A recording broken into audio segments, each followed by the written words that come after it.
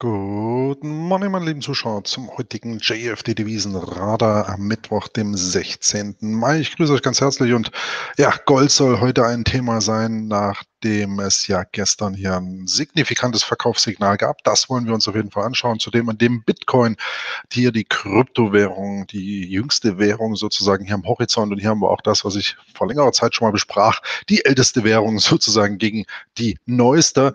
Und ja, das ist ganz interessant, weil beide sich relativ schwach zeigen.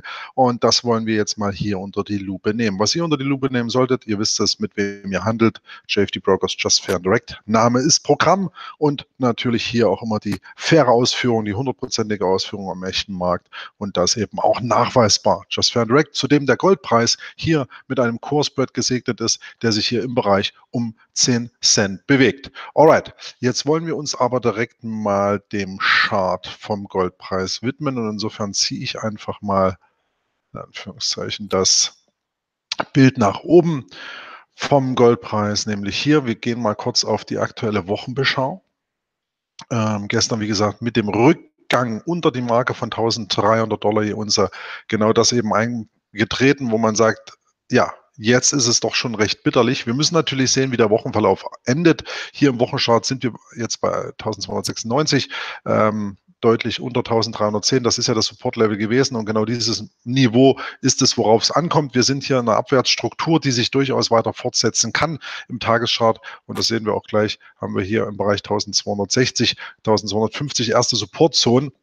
Und darauf deutet es wohl hin, dass der Goldpreis hinläuft. Das hatten wir auch gestern in einem Artikel, beziehungsweise vielmehr ich in einem Artikel gestern schon mal dargestellt, den ich hier und da auch geshared habe, zum Beispiel im Guidance Stream oder auf dem God Mode Trader.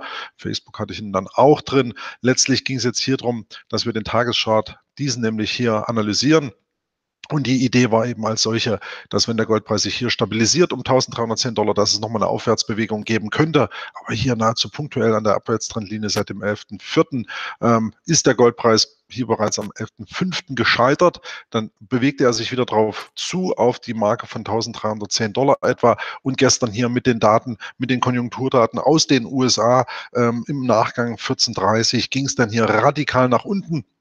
Also radikal insofern, es gab schon größere Abverkäufe, aber im Vergleich zu den Preisverläufen der letzten Monate hier dann doch schon sehr, sehr signifikant nach unten, weil wir sehen hier bei 1310 gab es eben immer wieder ein Abfedern und immer wieder einen Rücklauf, auch mit diesem, ich will es mal so nennen, kleinen Fake-Manöver von Anfang Mai. Dieses wurde relativ schnell wieder reverselt, aber es fehlte der Druck nach oben. Bereits hier am 38er Fibonacci-Level stoppten die Preise im Kontext dieser Abwärtstrendlinie, wie gerade gesagt, am 11. Mai. Und jetzt ging es eben radikal nach unten, insbesondere mit der gestrigen Kerze. Und hier ist richtig was an Stop-Orders auch ausgelöst worden. Und jetzt kann man natürlich sagen, hier der Weg nach unten ist frei. Wir sehen aktuell eine kleine Erholungskerze. Das zeigt auch ein Stück weit ja, das mangelnde Vertrauen irgendwo. Also das ist hier keinesfalls eine Gegenbewegung.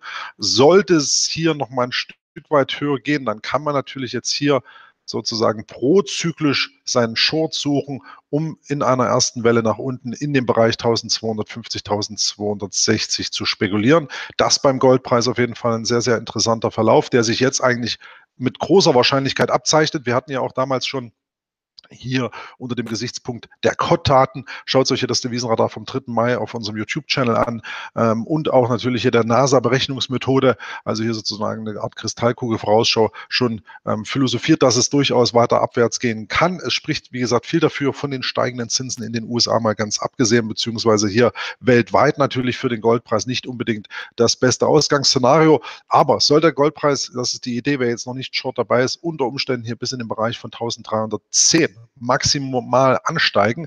Dieses Level mache ich jetzt rot, weil ab sofort ein Widerstandsbereich. Dann wäre es denkbar, dass man hier zwischen 1300 und 1310 eine mögliche Short Order ins Auge fest. Hier über dem letzten Hoch, auch hier ganz wichtig, das Level von 1326, ein Stück weit drüber, sollte der Stop-Loss liegen.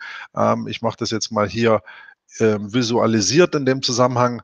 Also ein Stück weit drüber, sagen wir rund 1,9%, 2% Stop-Loss. Man muss dem Markt eben hier auch die Möglichkeit geben, etwas Spielraum zu erhalten. Aber deutlich über 1.326 Dollar darf es keinesfalls gehen. Dann hätte man hier sozusagen die Chance, im Gegenzug hier auf der Südseite mehr als 4% mitzunehmen, und das wäre genau das, was man sucht, nämlich hier ein CAV größer 2, und das sieht doch mal hier ganz anständig aus, und insofern bleibt das praktisch hier das Szenario für den Goldpreis. Der mögliche Ausbruch, nochmalige Lauf nach oben, hat sich nunmehr wirklich erledigt mit diesem signifikanten Verkaufssignal der letzten Woche.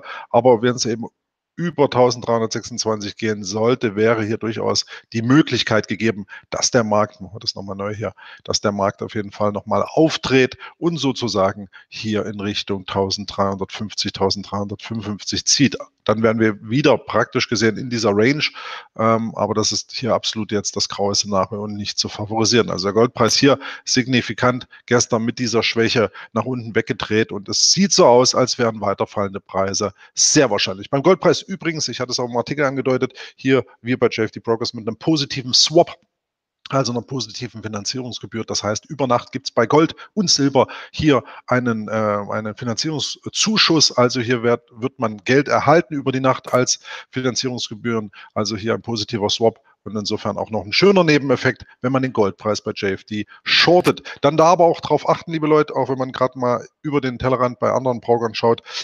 XAU US-Dollar, das ist das Währungssymbol für uns beim Goldpreis, nämlich hier direkter Interbankenhandel, also das Währungssymbol XAU-US-Dollar. Das ist das, wo am Interbankenmarkt der Spotpreis gehandelt wird. Und genau darauf kommt es auch an. Und das ist genau das, was ich anfangs meinte, dass wir eben keine Spielchen machen. Der Goldpreis wäre insofern jetzt besprochen. Lasst uns hier den Bitcoin jetzt in den Chart ziehen. Bitcoin, Kryptowährung, klar.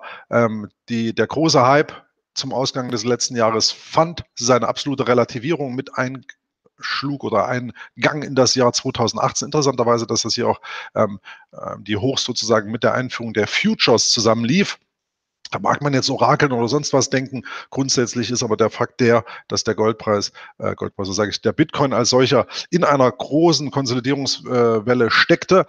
Dann schien es hier mit dem Einbruch und Bruch dieser Trendlinie hier im März oder zum Ausgang des Märzes deutliches Rückschlagspotenzial zu geben, in Richtung 6.000 und 5.500 Dollar je Coin. Das ist allerdings nicht passiert. Sie sehen hier mit diesem Verkaufssignal von Ende März hat sich der Markt nur leicht abwärts bewegt, dann wieder nach oben geschossen, und dann ging es aber in der letzten Zeit eben doch schon wieder ein Stück weit zäh her. Die Volatilität hat auch signifikant abgenommen. Dann war aber, und das hatten wir beim Bitcoin schön besprochen, hier wieder eine Divergenz zu sehen. Eine Divergenz ist praktisch hier der Unterschied vom Preis zum Indikator, hier in dem Fall der Oszillator, hier unten der Indikator, MACD, auch ein sehr schönes Objekt, um hier praktisch Divergenzen zu identifizieren mit diesem Histogramm im Abstand der Signal- und Triggerlinie. Und hier haben wir nicht nur ein Verkaufssignal auch schon rechtzeitig bekommen, sondern eben auch hier diese Divergenz angezeigt bekommen. Und im Zuge dessen hat sich der Bitcoin tatsächlich nach unten bewegt. Das Triggerlevel, ich zeige es euch, das war damals hier das grüne Niveau an der Stelle. Also hier die Unterstützung, die kurzfristige im Bereich um rund 9.000 Dollar je Coin. Das Level wurde hier stark durchbrochen am 11. Mai auch, ähnlich wie beim Goldpreis. Also insofern durchaus eine interessante Konstellation. Schaut euch hier die Kerze vom Goldpreis am 11.05. an. Da gehen wir nochmal ganz kurz rein. Wo ist er? Da ist der Goldpreis hier gescheitert und begann praktisch seine Schwäche.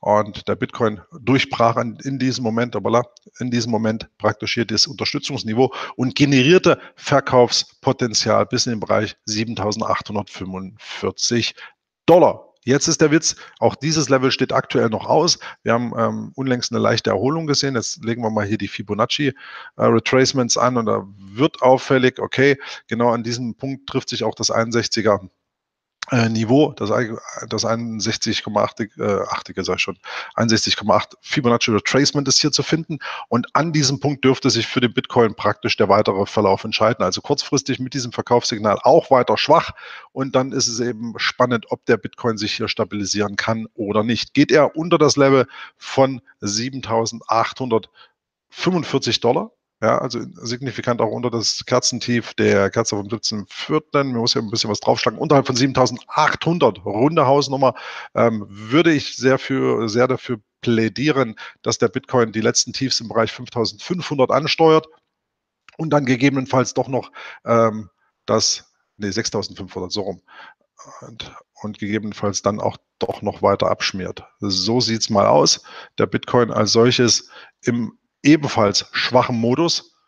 So, das Kerzentief war hier 6.500. Das wäre praktisch das erste Ziellevel. Und wenn es dann darunter geht, wäre hier unter Umständen dann tatsächlich nochmal die nächste Marke bei 5.500 denkbar. Das mache ich allerdings nur gestrichelt, weil bei Bitcoin, wie gesagt, bleibt mal abzuwarten, ob sich die Schwäche wirklich derart groß fortsetzt.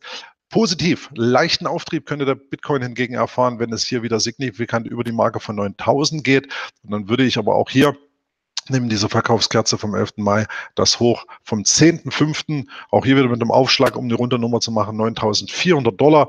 Erst oberhalb dessen würde ich dem Bitcoin wieder etwas mehr zutrauen und dann wäre durchaus auch Potenzial bis zum Widerstandsniveau. Ihr seht das hier oben schon die rote Zone, Bereich 11.400, 11.500 denkbar. Allerdings erst dann und bleibt eben gegenwärtig aufgrund der sich darstellenden Schwäche auch nicht das zu favorisierende Szenario. Ja, das wäre mal im Prinzip die Beschau gewesen heute zur ältesten Währung der Welt im Kontext der jüngsten. Beide zeigen sich hier wirklich schwächer. Gold wirklich noch signifikanter, kann man durchaus sagen, als der Bitcoin mit Schwäche gesegnet. Also der Bitcoin kann natürlich auch seine Verluste hier nach unten weiter ausbauen, aber erstmal Support-Level voraus.